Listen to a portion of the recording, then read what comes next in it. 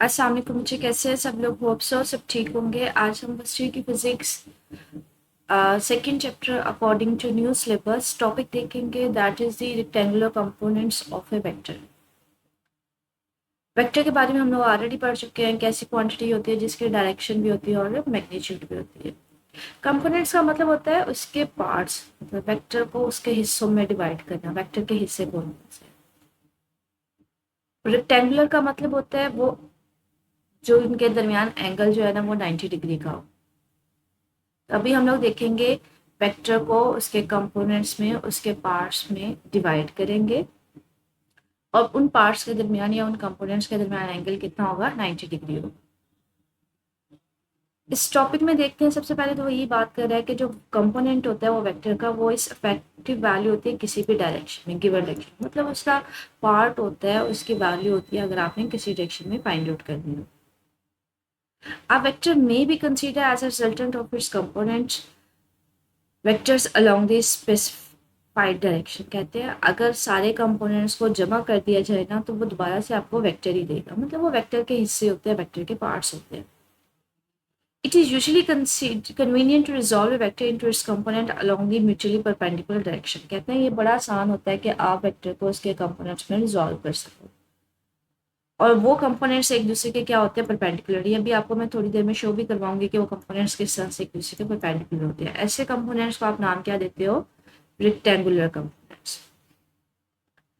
हमारे पास इस डायग्राम को देखते हैं, फिर इस पैसेज को रीड आउट करते हैं। ये देखिए, ये अलोंग द एक्स एक्सिस आपने एक लाइन ड्रॉ कर दी, एक हॉरिजॉन्टल लाइन ड्रॉ की, इसको हमने नाम दे दिया एक्स एक्सिस। एक वर्टिकल लाइन ड्रॉ की, इसको नाम दे दिया वाई एक्सिस। यहाँ पे एक वेक्टर शो किया, वेक्टर ए, इस एरो से, और इस एरो को मैं नाम दे रही हूँ, ये ओ से स्टार्ट हो रहा है, पी पे एंड हो रहा है, तो मैं कहती हूँ ओ पी लाइन से आपने एक वेक्टर ए शो कर दिया। यहाँ पे ये कह रहा है कि आपने एक वेक्टर ए रिप्रेजेंट किया है किस लाइन से, ओ पी से। अब ये वेक्टर ओ पी जो लाइन है ये कितना एंगल बना रहा है, थीटा बना रहा है एक्स एक्सिस के साथ। अब मुझे वेक्टर ए को उसके कंपोनेंट्स में रिजॉल्व करना है कि इसका एक्स एक्सिस के अलोंग, मतलब इसका डिफरेंट डायरेक्शन में कितना कंपोनेंट है। मैं क्या करती हूँ, इसके एंड पॉइंट से एक सीधी लाइन ड्रॉ करती हूँ, कहते हैं प्रोजेक्शन ड्रॉ करते हैं। जहाँ पे ये इस एक्स एक्सिस को टच कर रहा है, यहाँ से यहाँ तक का जो डिस्टेंस है हम कहेंगे वो कितना है, ओ एम। इस पॉइंट को जहाँ पे वो टच कर रहा है वो पॉइंट क्या है, एम, और यहाँ से यहाँ तक का डिस्टेंस क्या आ जाएगा, ओ एम। इसी तरह से यहाँ से एक लाइन ड्रॉ करें वर्टिकल के अलॉन्ग, तो यहाँ पे जहाँ पे जाके वो टच करे उस पॉइंट को एन बोलते हैं। ठीक है। अब वो कहते हैं ये जो ओ है, मैं ना ये लॉन्ग द एक्स एक्सिस है ना, इसका मतलब है ये वाला जो पार्ट है, इसका जो प्रोजेक्शन है वेक्टर ए का, उसको हम कहते हैं ये इसका along the x axis projection है, तो इसको ए एक्स का नाम दे देते हैं। और ये वाला किसके अलोंग है, ये अलोंग द वाई एक्सिस है, तो हम कहते हैं ये ए का अलोंग द वाई एक्सिस इसका प्रोजेक्शन। अब ये देखिए बच्चे, अगर ये वाला जो मेरे पास है जितनी लेंथ ये है उतनी अगर मैं इसको ड्रॉ करूँ इसके सामने बिल्कुल, तो ये भी उतनी नहीं है। तो अगर ये ए वाई है तो ये भी मेरे पास क्या होगा, ए वाई ही होगा। ठीक है। अगर मैं इसको उठा के ये इसके इक्वल ड्रॉ कर दूं तो ये भी ए वाई ही होगा। अब ये देखिए, ये वेक्टर ए एक्स है, ये ए वाई है, इन दोनों को जमा करके रिजल्टेंट आ गया ना, तो मैं कहती हूँ आपके पास जो रिजल्टेंट वेक्टर है वो ए एक्स का प्लस ए वाई का सम। तो इसका मतलब क्या है, ए एक्स एंड ए वाई का क्या है, हमारे पास कंपोनेंट्स है।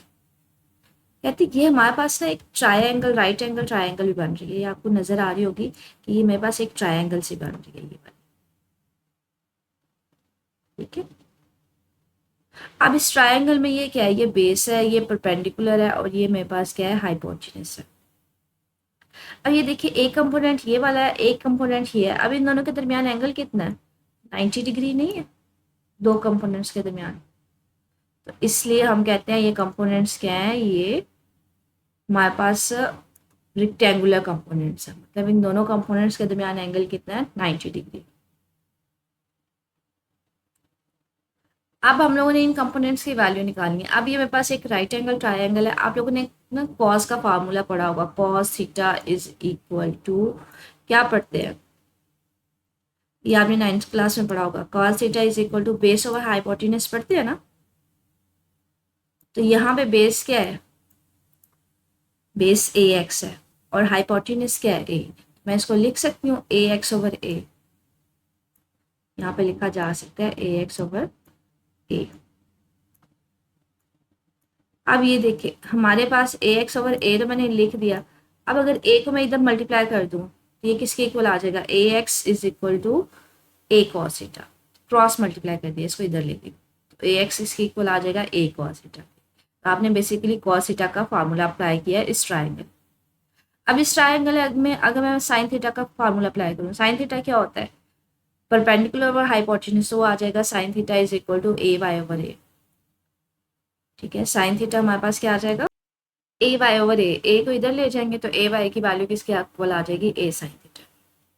अब हम लोगों ने वेक्टर और इसकी डायरेक्शन और मैग्नीट्यूड निकालनी है। अब भी आपको मैंने बताया कि डायरेक्शन का मतलब होता है एंगल फाइंड आउट करना। मैग्नीट्यूड कैसे निकालेंगे, ये एक ट्रायंगल है जिसमें ये बेस है, ये परपेंडिकुलर हाइपोटेनस है। आप इसके ऊपर पाइथागोरस थ्योरम अप्लाई कर दें। पाइथागोरस थ्योरम क्या होता है, हाइपोटेनस का square is equal to base का स्क्वायर प्लस परपेंडिकुलर का स्क्वायर। तो यहाँ पे यही कह रहे हैं, हाइपोटेनस ओ पी का square is equal to base का स्क्वायर प्लस परपेंडिकुलर का स्क्वायर। सबकी वैल्यूज पुट ऑन कर दी हैं। अब स्क्वायर है, दोनों साइड्स पे अंडर रूट ले ले तो ये हमारे पास इस तरह से आ जाएगा। ये मैग्नीट्यूड का फॉर्मूला। अब हमारे पास हमने ये देखा है कि मैग्नीट्यूड तो निकाल दिया हमने इस वेक्टर की, अब डायरेक्शन निकालनी। डायरेक्शन का मतलब होता है थीटा फाइंड आउट करना। जी, कंपोनेंट्स का हमें यहाँ से पता चल गया, इस कंपोनेंट का भी पता चल गया, इसका भी पता चल गया। आप यहाँ पे टेन थीटा अप्लाई करें। टेन थीटा क्या होता है, हमारे पास परपेंडिकुलर ओवर बेस होता है। तो आपके पास आ जाएगा perpendicular over base A y over A x, तो टेन को इधर ले आए तो theta is equal to tan inverse आ जाएगा। तो इस तरह से आपने पहले कंपोनेंट्स फाइंड आउट किए, फिर हमने फाइंड आउट की ये जो वेक्टर है इसकी डायरेक्शन और मैग्नीट्यूड क्या होती है। इसकी एग्जांपल पता है क्या दी जाती है कंपोनेंट्स ऑफ ए वेक्टर की, कि आप एक कंसीडर करें एक पंखा है जो हमारा सीलिंग फैन होता है ना, उसको वेक्टर सपोज करें। आप क्या करें, उसके ना पर वगैरह अलग कर दें, तो हम कहते हैं उसको हमने उसके कंपोनेंट्स में रिजॉल्व कर दिया। कंपोनेंट्स क्या है, उसके पार्ट्स में उसको डिवाइड करना। अगर मैं उन सारे परों को दोबारा से मिला दूं तो वो आपको क्या देगा, दोबारा से फैन बन जाएगा।